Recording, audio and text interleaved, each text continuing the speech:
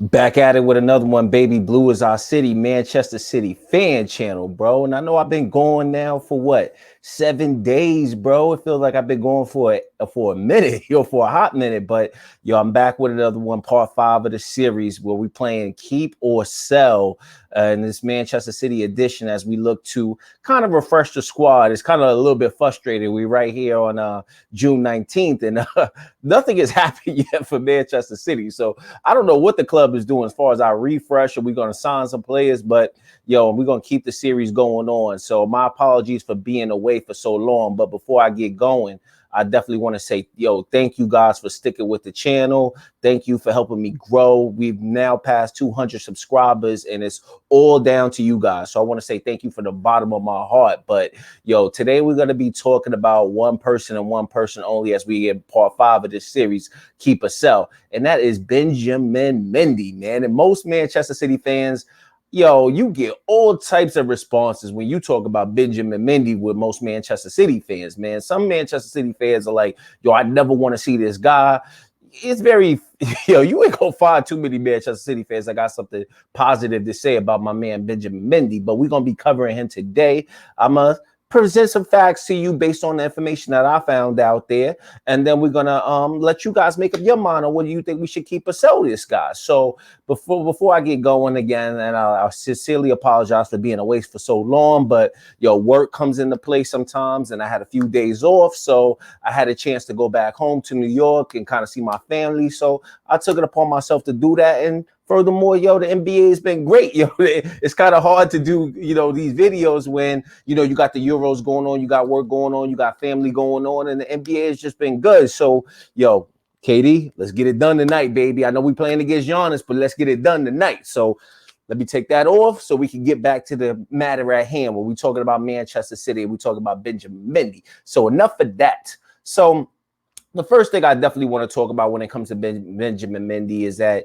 this is one player that we knew was a sensational, fast player as a left back when we first got the man from Monaco. But as his Manchester City career has progressed, you hear a lot of people saying a lot of different things. So we're going to really explore that, man. And, one thing about Benjamin Mendy, I always said, man, his story is kind of like a tragic story when you think about Benjamin Mendy, man, because you're really talking about a player who's had phenomenal speed. And that's the reason why, we got the man from Monaco due to our lack of advancement, in the Champions League in the 2016 year, which was under Pep Guardiola's first year. But we managed to sign the guy, and it's just been injuries. And sometimes he's not the best defensive player. So let's just kind of, keep it real there. But I'm going to start the screen sharing process. So bear with me 1 second as we get into this. And we're going to find out a little bit about what, people out there talking about when it comes to my man, Benjamin Mendy. So let me just kind of do this real quick. Bear with me on the screen.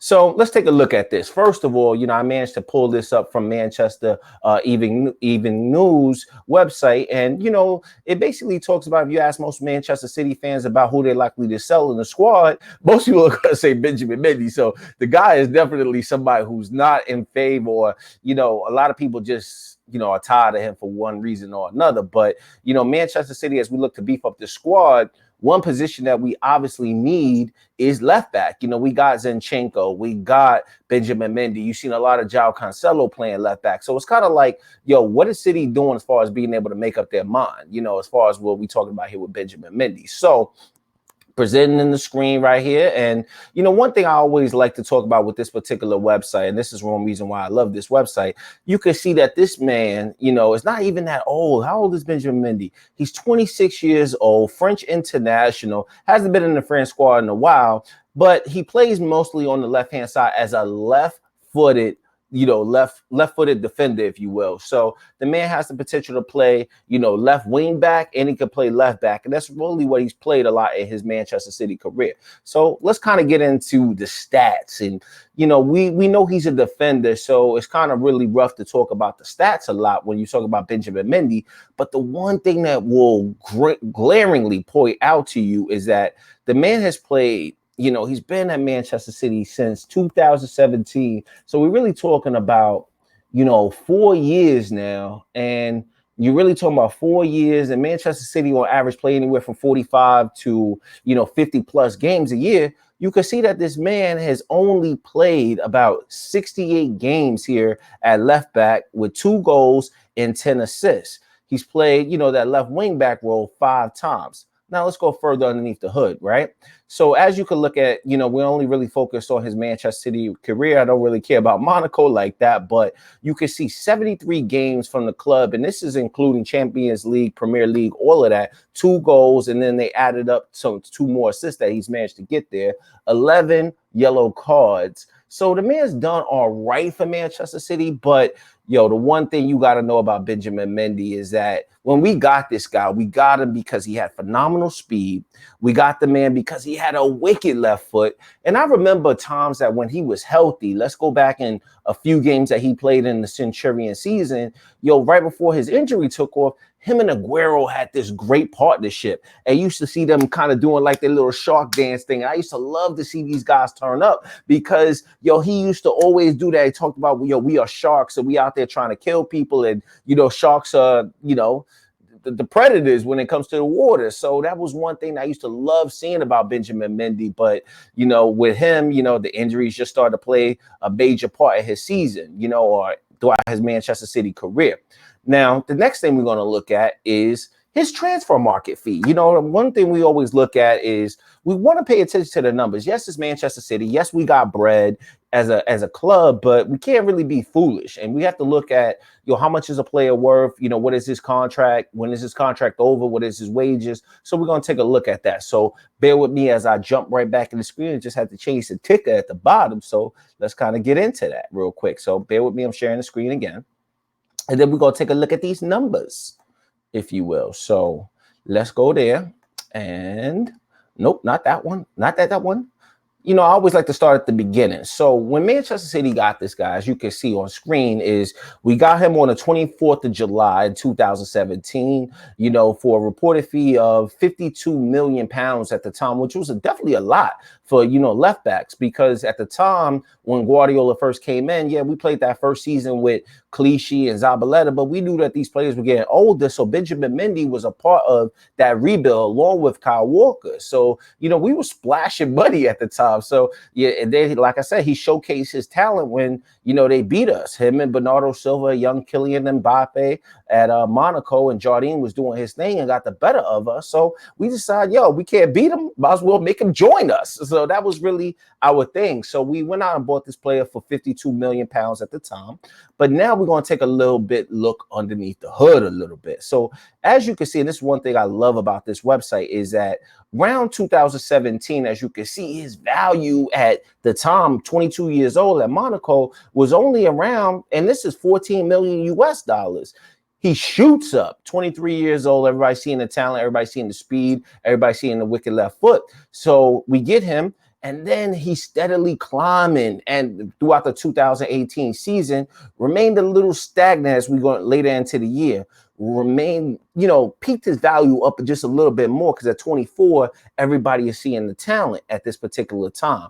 But then one thing you definitely see is that there's been a sharp decline throughout all this time. And now your man is 26 years old. And now we're talking about, according to this website, $22 million. We're not talking pounds. We're not talking euros. We are talking dollars, which is just a damn shame, really, when you think about, a talent or, a player at 22 million. You must be thinking that they're a youngster, but you can see why the numbers have kind of trickled down. And then now we're going to look at a little bit more detail as why those numbers have trickled down. This tells Benjamin Mendy's story right here in a nutshell. This is everything about Benjamin Mendy you need to know. Throughout his Manchester City career, this man has been plagued by injuries. And these are some injuries that are knick-knack injuries, and these are injuries that are very serious. So as you can look, he started out the season doing well, right? When we were talking about the Sharky and the Centurion season, he goes down. At the time, we had We had Zinchenko. Zinchenko wasn't really featuring like that, but Guardiola chose to elect to put Fabian Delph in this position. I know a lot of City fans can remember this back in the 17 season. So he was really doing his thing, coming out the gates flying, and then all of a sudden you talking about ligament injuries, ruptures that happened back in 2017, as you can see here. But look at this. 198 days being without, missing 43 games. Then he comes back in the end of the year, picks up a slight knock. He's only out 5 days, but that's just what that injury is. Then he goes into thigh problems, and this is all within the same year. So you're really talking about a lot of injuries. When you look at those numbers, you're talking about what, 216 days right here? So then we go into the next season with the guy. He's out 5 days, didn't miss any games there because it's early in the season. But then he gets a foot injury, 23 days out, 7 games, as you can see right here. Then he has knee surgery. So this is 1 year that he's coming off of a ligament rupture. Then he has foot surgery, then his knee surgery. So it keeps him out 17 games in this particular year. Now we're talking about knee injury in the same calendar year, 17 days, 17 games missed. Then talking about 15 games missed. So that's just crazy. Within the first 2 seasons, this man has just racked up, more injuries than games he's actually even played for the club. So that's not really looking good in his favor. But then he comes back in 19. And 19, he got his injuries a little bit better under control because we're trying to really work him back into the squad. But he's still picking up injuries that are not keeping him out as long in the 1920 season.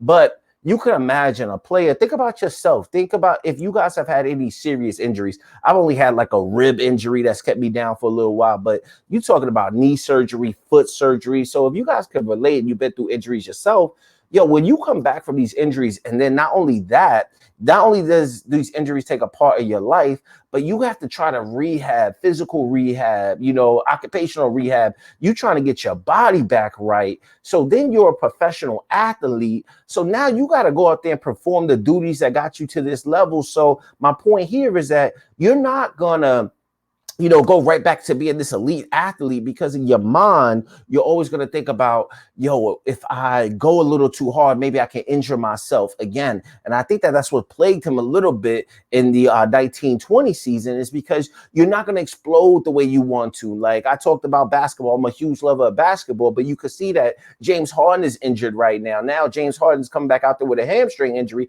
He's not even trying to explode like he used to, or trying to run as fast as he used to, because it's not your body's makeup. Your mind is going to say, hold up, let's exercise a little caution. Something else happened in this particular season. So you obviously see his injury here, but something else happened in this particular season. I believe this right here is what really just sealed his fate for most Manchester City fans. And let's see who can remember this. It was June 25th, 2020. Manchester City is playing against Chelsea, and I'm going to put the picture up so people can remember. So what happens in this particular moment right here? I think this is what sealed his fate for most Manchester City fans, that said, we done with this guy. And I really believe that that's what happened. So we're playing against Chelsea. We all of a sudden had a ball in the box, right? We had the ball in the box. We put in a swinger in the box. Chelsea kind of clear it. It comes back. So as our last line of defense, we got Benjamin Mendy and we got Ilkay Gundogan. And you want to talk about a fumble of a play. I don't know if they speak in German. I don't know if they speak in French. I don't know if they even understood English at this time, because their communication was just absolutely piss poor. So Pulisic gets the ball. He's running on the left-hand side. Benjamin Mendy's fast enough to be able to keep up with him, even though he knows he's not as fast as he used to be. But Ilkay Gundogan's like, I'm about to take responsibility. Mendy's like, nah, I'm going to take responsibility. They both just did not take the responsibility that we were looking for as Manchester City fans. But then Mendy makes this, I would call, half-ass try to tackle on Pulisic. Pulisic runs by him, scores. Chelsea win the game. And that was murder she wrote after that point. And I believe this moment right here is what really sealed his fate for most Manchester City fans. So not only does he have the injuries, but he has a lot of that going on. So that's just what happened with Benjamin Mendy. So let me kind of get back over here in my bag, and then want to talk about, I'm going to talk about some of the pros and cons with Benjamin Mendy, right? So I want to segue into the next part of this. Pros when I think about Benjamin Mendy is that he's not really costing us a whole bunch of money, and I'm gonna show that here in just a second. But his pros are kind of slim pickings now because he's not as fast as he used to be. I think he still has a wicked left foot if we play him in the right positions. But what one thing we are seeing is that Guardiola just doesn't have the trust in Benjamin Mendy that he used to. So from a defensive standpoint, he's not the best defensive player. But when we talk about pros, he has a hell of a left foot, right? So that's really like the only thing I can really say. And I hate to even do that. Normally, when I do my pros and cons session, I can have like 2 or 3 pros or at least 2 or 3 pros and they kind of go on to some cons. But for him, the only pro that I see is that he has a wicked left foot when healthy and able to put balls in the box with wicked speed. You know what I mean? So I think that that's good. Now I'm moving on to the cons. The cons is that he's not the best defensive player in the world due to some of the mistakes that he's made throughout the years. But then also he's not as fast as he used to be. I guess I could say one other pro is that he's only 26 years old for a left back. You know, we've seen players like Danny Alves, Philip Lahm be able to go further in their 30s, but he's only 26 years old. But, you know, at this point, he's not as fast as he used to be. So that's definitely a con. And then he just has injury history, man, like major injuries. So I would have to say that this is definitely a con. The next point I want to really talk about is, before I get on to what the other thoughts are, I want to give you a little bit expansive knowledge into why I say that he's only 26. He's not costing us a whole bunch of money. So this is the last time I'm going to screen share, but let me just kind of get back on the screen to show you a little bit of this. So that way you can factor this into your decision when you're thinking about, should we keep or should we sell Benjamin Mendy? So the one point I want to look at here is simply this. That's the wrong screen. Here we go with the right screen.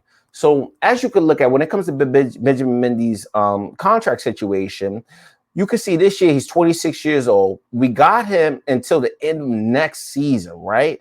So we got him until the end of next season. Weekly wages is only around, 90,000 per week. So it's not really a whole bunch of money that's costing us. But we have him for one more year, and we have to say to ourselves, are we going to sell him for whatever we can get on the market, or do we keep him and hope that he can get back to somewhat of a decent level there? So I just want you guys to factor that into your decision when you're thinking about what should we do with Benjamin Mendy. So moving on to the final point, what are your thoughts? And it's definitely about what you guys think. I'm just going to render my verdict, but let me know what you guys think down the bottom, okay? Because I think most people are going to be like, yo, we got to sell him. We got to sell him. But what I'm going to say here is I want to really throw a caveat in there and see if we can put him on loan. But this is not that show. We're not doing keep, sell, or loan out. We got to make a determining factor whether we're going to keep or sell. So I think that at this point, we should consider selling Benjamin Mendy. Not because it's not, thinking about so much of the bad history he's had as far as injuries and lack of production, maybe him not being the player that he used to be. But I'm thinking to myself, we can use this $25 million, $30 million if we could possibly get somebody to buy, because we have to think about it. It's good. It's all good saying keep or sell, but if nobody's willing to buy him, then we stuck. We got to keep him. But, I think for Benjamin Mendy's career, it may be better for him to move on personally. That's just my personal opinion. The other thing I think, too, is that at this point, Benjamin Mendy needs to think about, okay, if he stays at Manchester City, obviously Zinchenko's in front of him. Hell, even Cancelo as a left back, might be in front of him at this point. And I don't really think Guardiola is going to give him those type of chances to get back to the Benjamin Mendy he used to be. So that's why I'm saying I think we should sell Benjamin Mendy.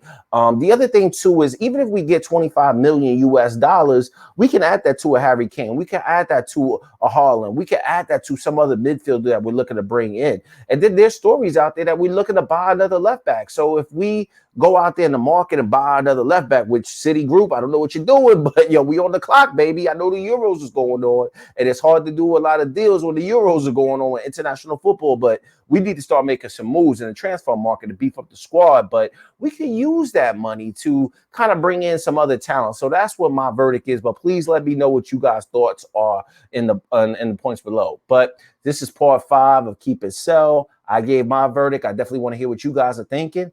Up next, we do a Gabriel Jesus in part 6 of the series. So the last thing I definitely want to say, and I always normally start off the show with this, but I really want to say, Thank you guys from the bottom of my heart for all the support. I mean, yo, we jumped up some crazy amount of subscribers due to all the love that we've been getting. So it's good to be back here with the family. But if you're liking the content, please hit the like button. Consider sharing the content as well. But if you're new to the channel and you're digging what you're seeing, just subscribe, man. It doesn't cost you absolutely anything, and it helps us grow the family to be able to reach more football fans, more Manchester City fans, and that's what this channel is all about. So I want to say thank you from the bottom of my heart, but consider doing the right thing. And we out to the next one, baby. I'll see you guys in part 6 where we're talking about Gabriel Jesus. So peace out. Much love. Everybody enjoy your weekend.